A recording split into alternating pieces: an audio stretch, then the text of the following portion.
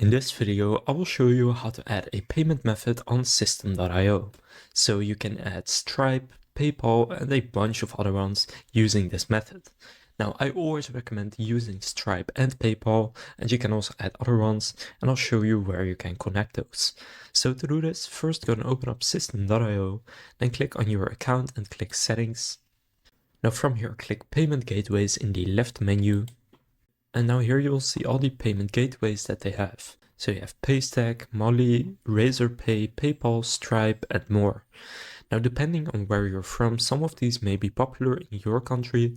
In most countries, Stripe and PayPal are very useful. So I have connected my Stripe account and I do recommend you to do the same. And you can also go and connect your PayPal account.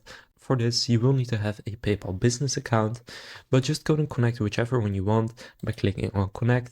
Then here you need to sometimes add the API keys, but you have articles right here on how you can actually do that. So now you know how to add a payment method on System.io. If this video was helpful, please consider leaving a like and subscribing to my channel. And with that being said, I will see you in the next video.